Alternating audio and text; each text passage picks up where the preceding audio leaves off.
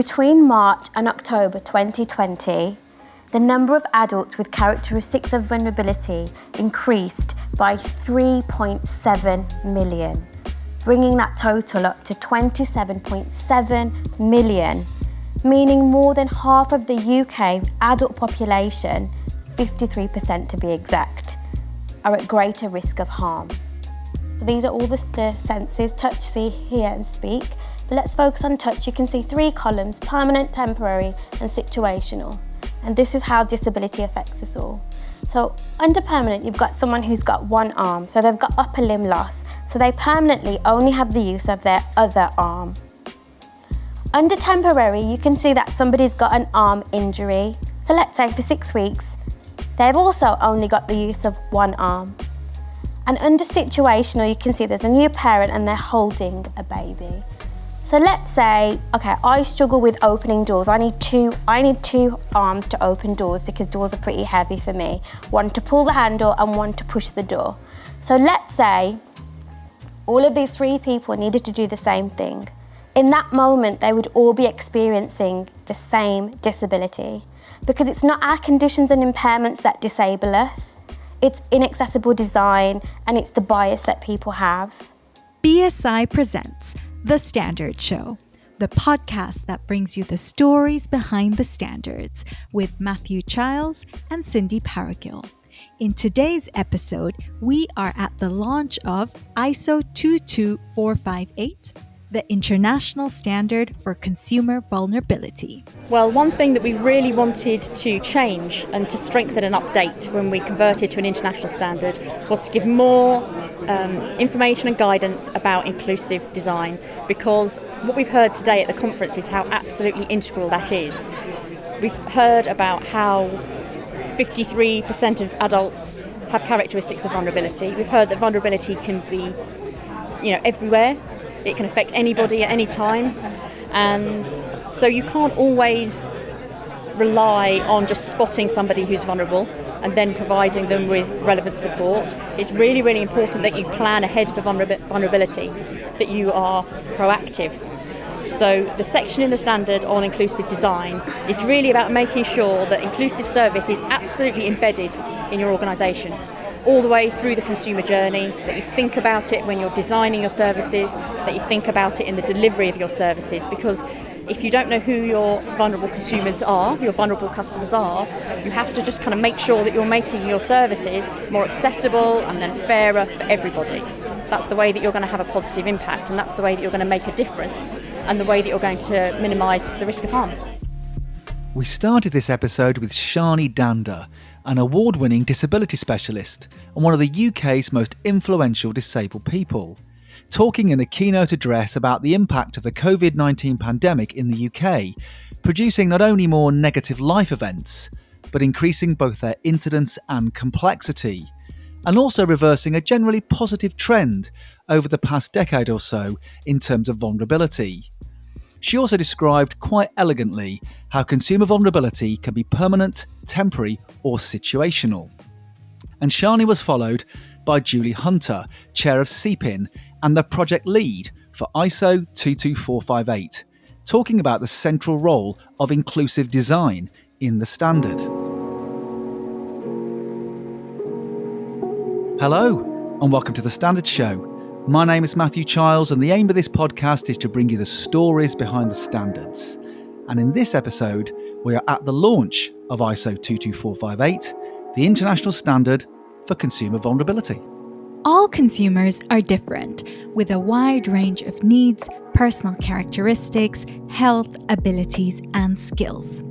These factors, plus the impact of life events and external conditions, can place consumers in a vulnerable situation when dealing with organizations. They can find it difficult to obtain or retain information, access or choose suitable services, switch providers or tariffs, make decisions in their best interests, understand their rights, or pay for services.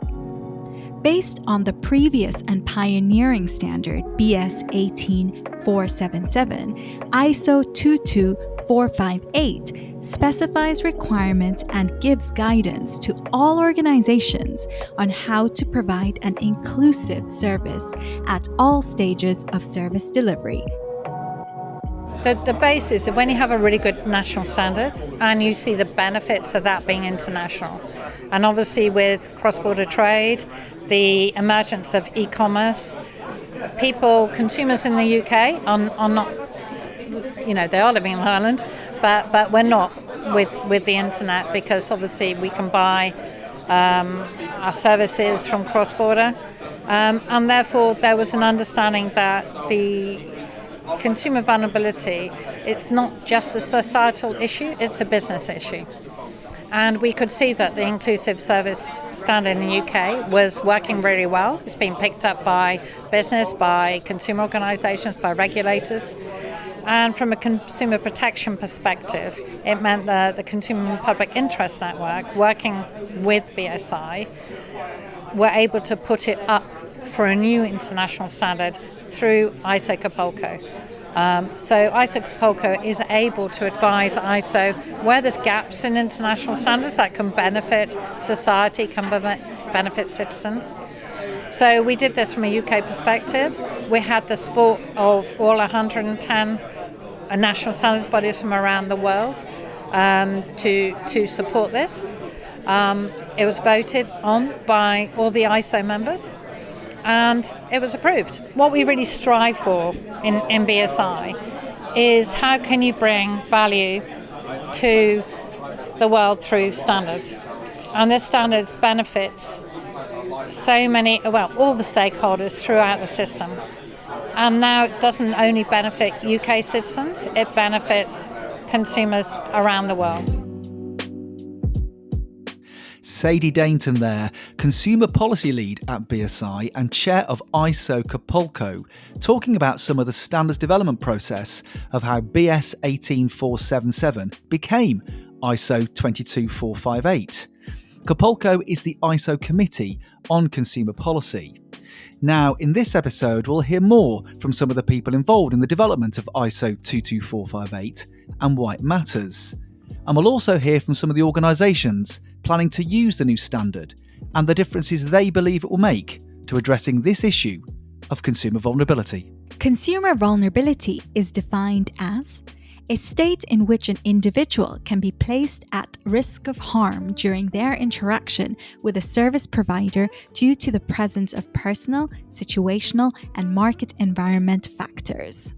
Any one of us could become vulnerable due to a change in our personal circumstances.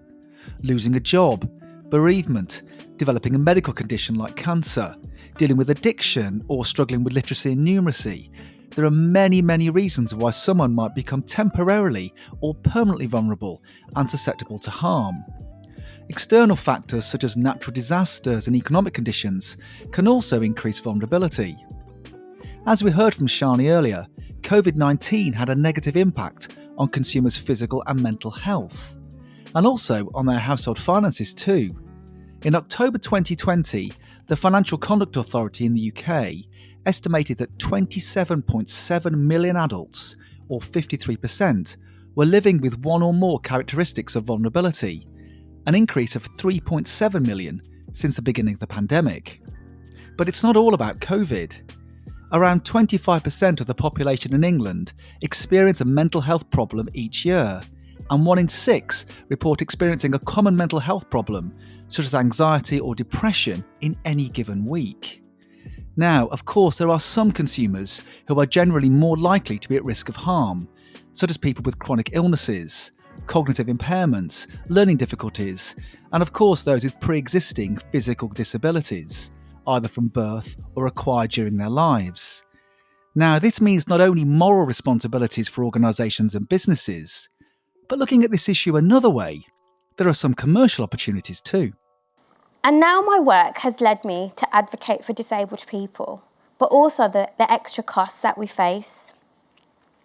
Because I don't think it's fair that disabled people have to pay more to live the same lives as others, but have less or no choice.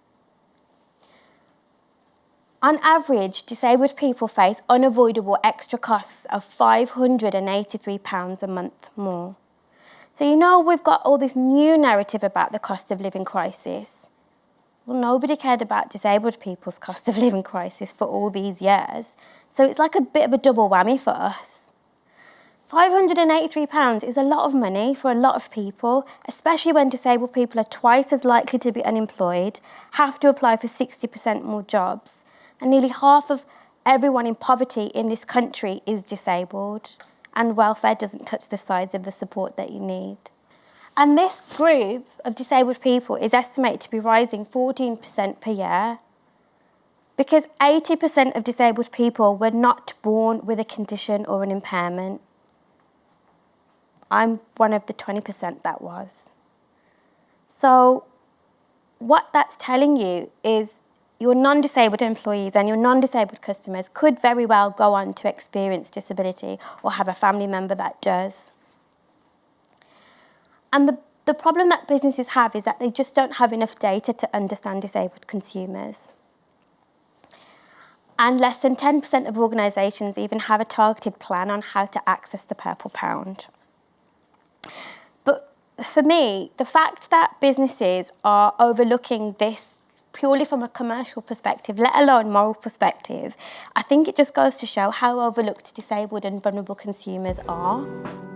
Despite service providers, businesses and retailers being largely inaccessible for me, I'm not stood in front of you today naked. Even though I can't go into a shop and buy and wear clothes off a rail, I still find a way to spend that money somewhere. I've still got food at home in my cupboards. But retailers and businesses and service providers can be really hard to access for some people. But just think about how much time and effort is spent on that for me and other consumers, not only in a monetary sense, but also my time. And time's the most valuable thing that we all have. I don't want to keep spending it on buying clothes and tailoring it or having to ask for adaptations everywhere I need to go.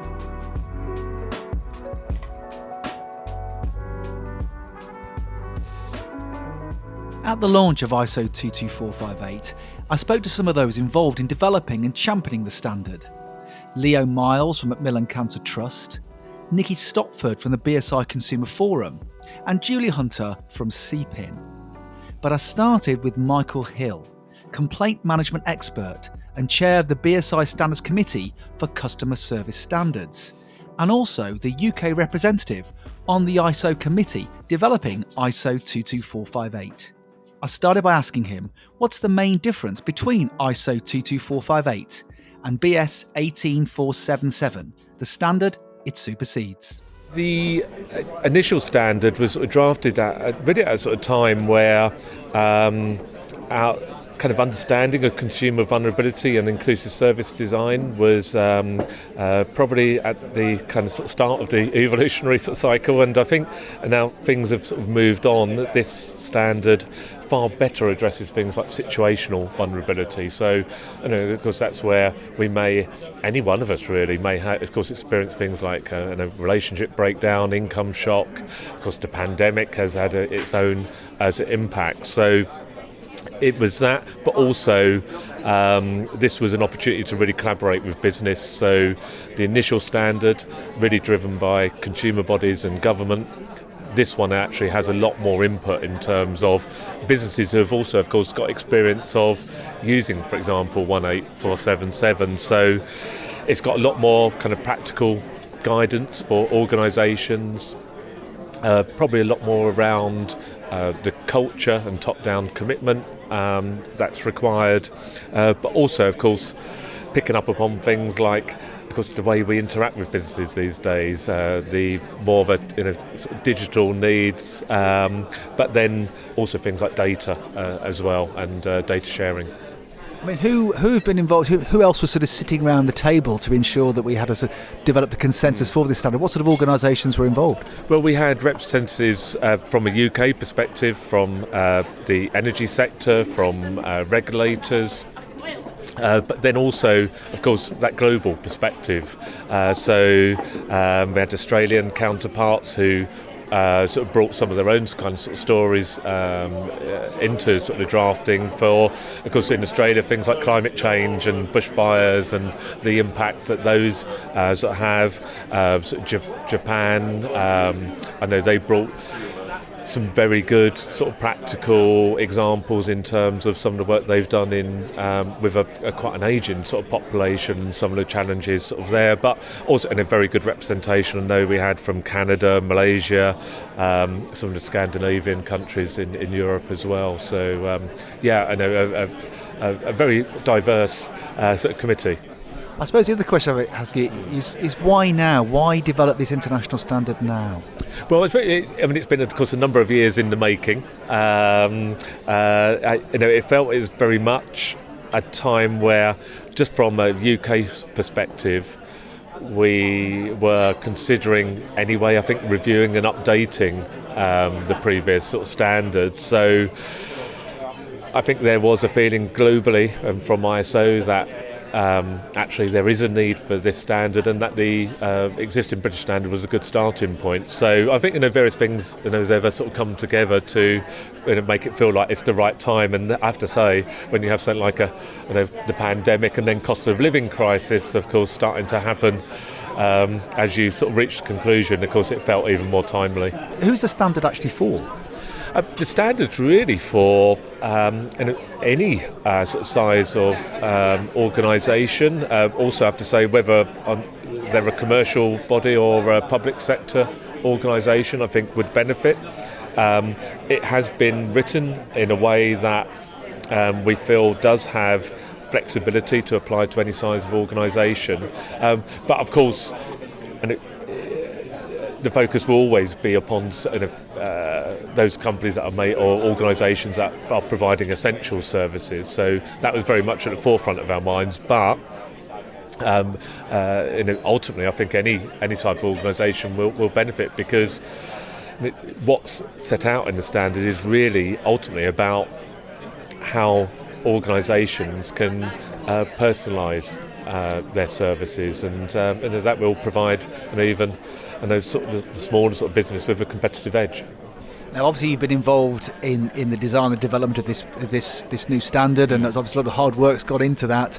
I just wonder, if we were having this conversation in 5 years' time, what do you hope to have changed as a result of organisations using this standard?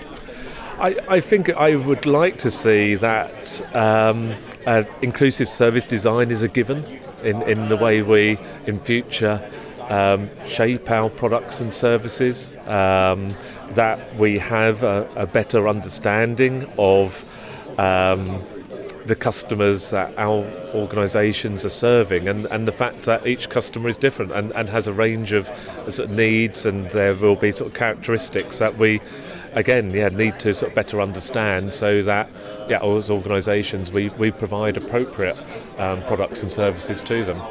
I'm Julie Hunter, and I'm chair of the Consumer and Public Interest Network at BSI. We represent consumers in the development of British standards, and I was also project lead and UK consumer representative on the new standard for consumer vulnerability. Well, one thing that we really wanted to change and to strengthen and update when we converted to an international standard was to give more information and guidance about inclusive design, because what we've heard today at the conference is how absolutely integral that is.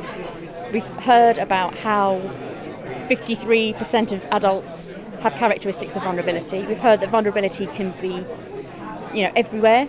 It can affect anybody at any time, and so you can't always rely on just spotting somebody who's vulnerable and then providing them with relevant support. It's really, really important that you plan ahead for vulnerability, that you are proactive.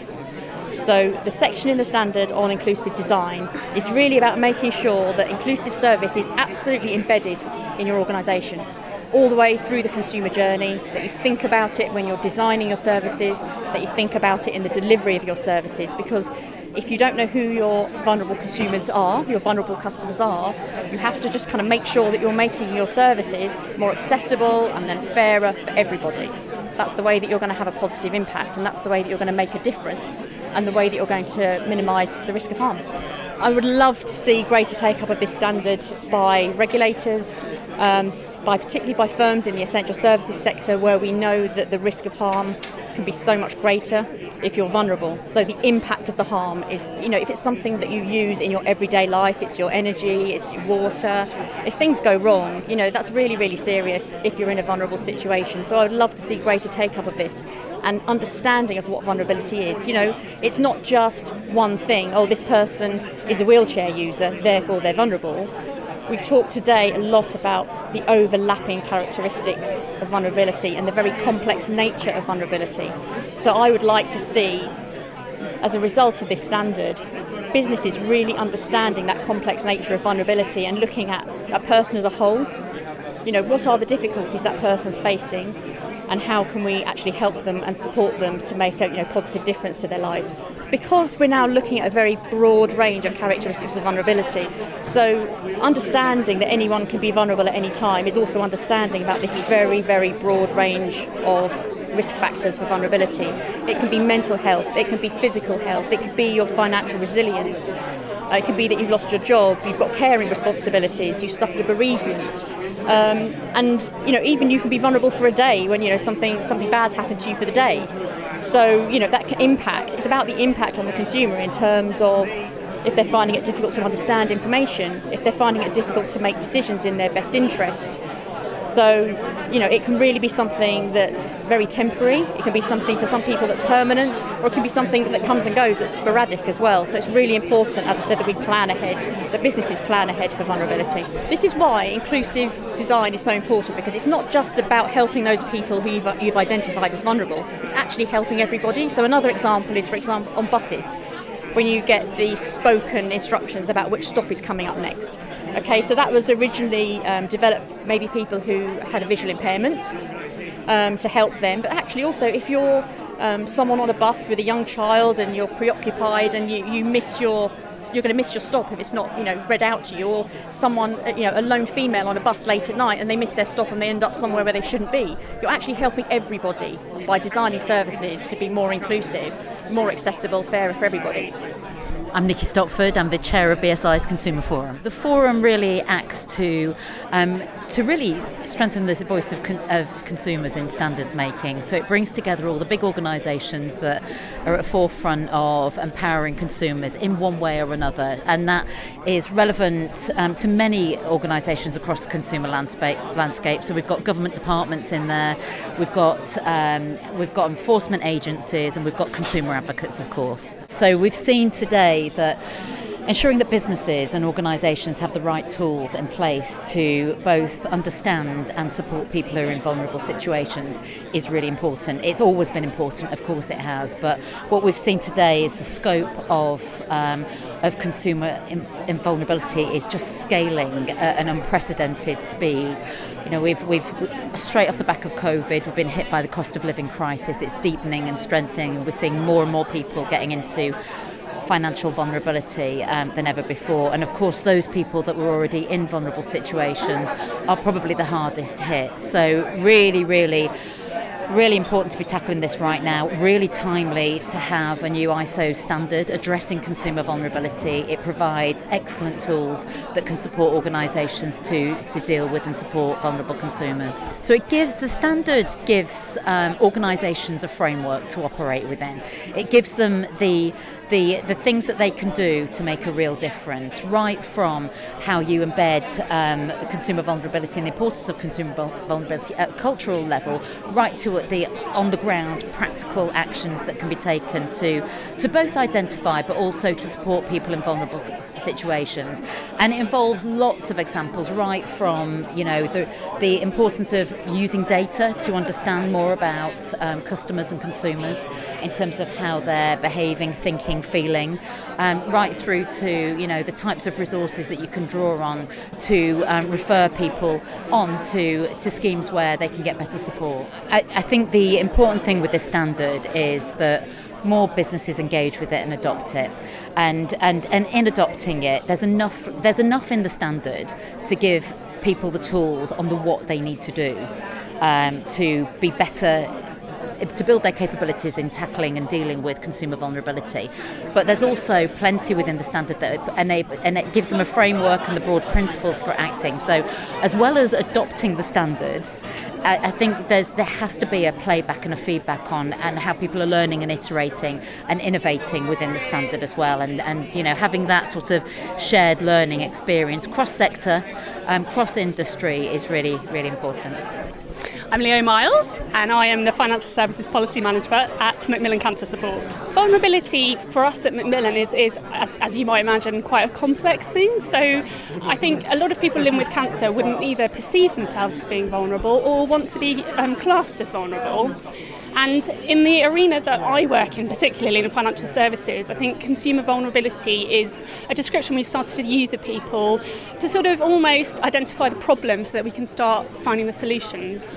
But in terms of why we're involved in consumer vulnerability, so people living with cancer obviously are severely impacted by their diagnosis from a physical and emotional perspective, and that's very, very well known. What is less known is how severe the financial impact of cancer is. So that's as much as £891 a calendar month on average, and that's affecting 4 in 5 people. So it's really, really significant. And what that does is puts people squarely in the consumer vulnerability space, because when they're interacting with providers, with financial services providers, with anything to do with money, they're at risk of experiencing harm, because there's so many things about cancer that can make it harder to transact.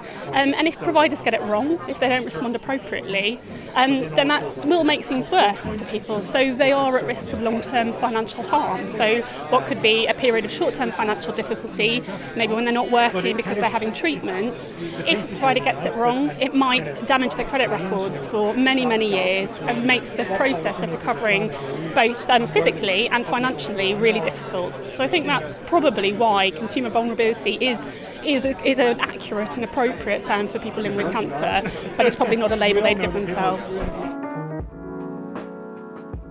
A quick reminder that here on The Standard Show, we really welcome your feedback. Please rate and review us wherever you get your podcasts, especially if you listen to us on Apple Podcasts or Spotify. Find and follow us on Twitter @Standard Show and on Instagram @The Standard Show. And check out the show notes for all of the ways to get in touch. We heard earlier from some of those involved in the development of the standard, including from Michael Hill and Julie Hunter, about this concept of inclusive design. Though this is at the heart of the standard, the concept is not new. Now, a good example of this is the QWERTY keyboard I used to type words and ideas for this episode, and in fact it was mentioned by Shani in her keynote speech at the standard's launch. Modern keyboards are based on the original QWERTY typewriter. Versions of those machines, like the Hammond typewriter, developed way back in 1895, came with braille markings on the keys, and this allowed those who are visually impaired or blind to be able to write letters like everyone else. Now, at the launch, I also spoke to some organisations who are planning to use the new standard.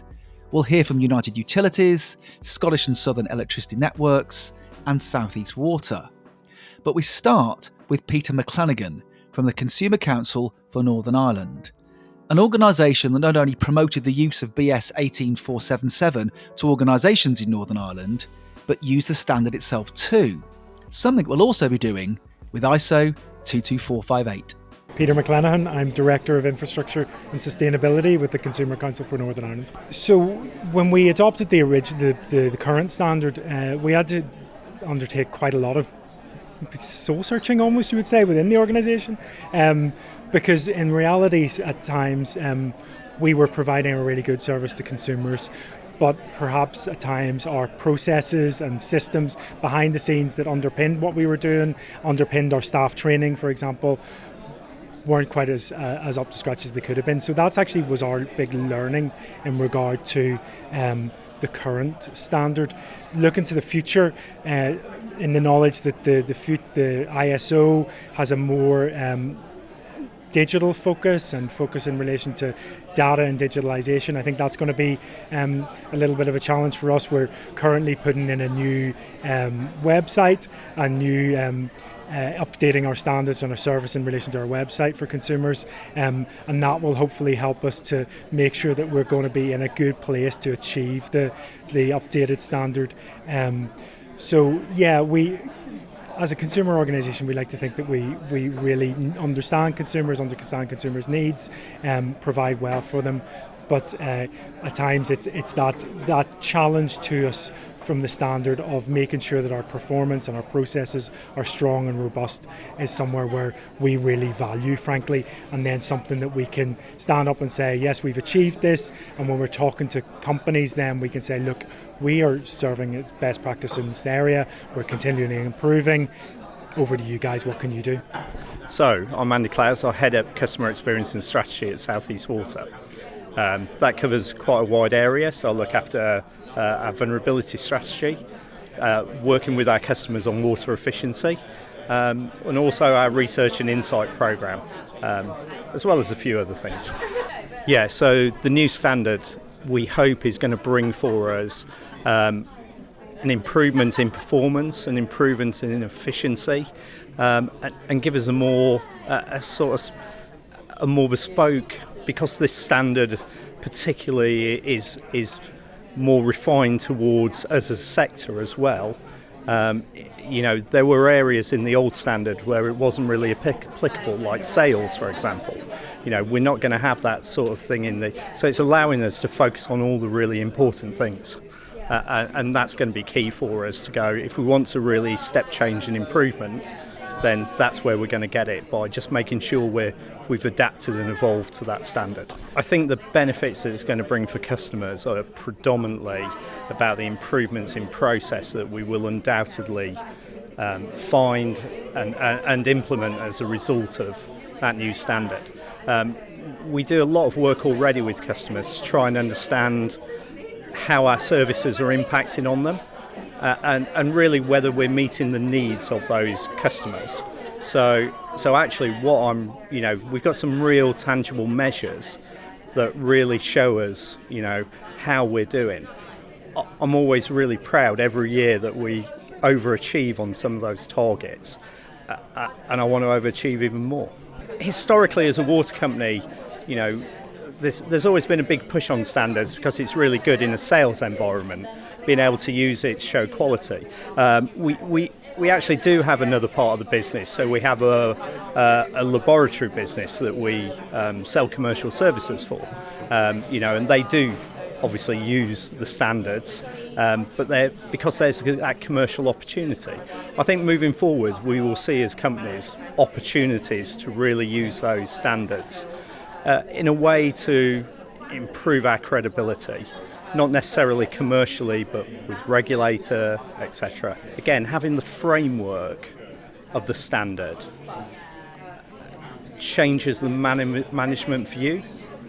I think that's the big difference. It's not just looking about numbers, and actually what it does is it gets to that more softer part of the things that aren't just easily measurable. It's about your processes, efficiency, all of those things that the standard helps us to achieve, which just looking at some of those KPIs and metrics, you'd never really get under the skin of making those improvements. The great thing about our organisation is our CEO, our exec, the senior management team are all bought into understanding the services that we need to deliver to our vulnerable customers. My name is Julie Walker. I work for Scottish and Southern Electricity Networks, and for the last several years my focus has been on the services we provide our customers in vulnerable situations, and in the last year or two it's now looking at our strategy and our plans for the next price control period for vulnerable consumers. So for us, BS 18477 was a real step change for our business. At the time we took it up, consumer focus was a real focus, and we wanted to really change our business, and that changed our culture, our behaviours, and has led us into the next last few years in improving our services for customers in vulnerable situations.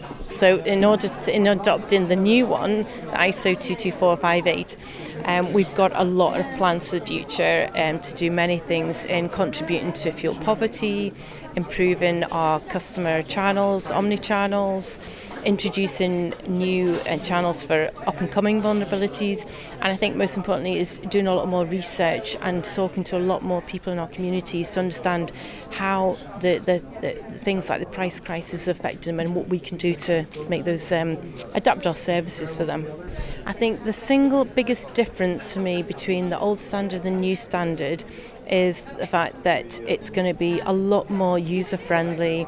It's going to be more of a guidance from the original one, a lot more hints and tips on how to progress, and I think it's going to be adaptable by a lot more wider variety of different organisations, small, big.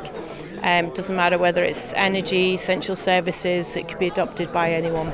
So I think if we're using the new standard, the way that will impact our customers, will actually benefit our customers, is that we'll be making lots of new changes, which the end result is going to impact them. It's going to provide more positive outcomes for the customers and make it easier for them to speak to us, for us to deal with them, to us find solutions to any of the concerns they've got.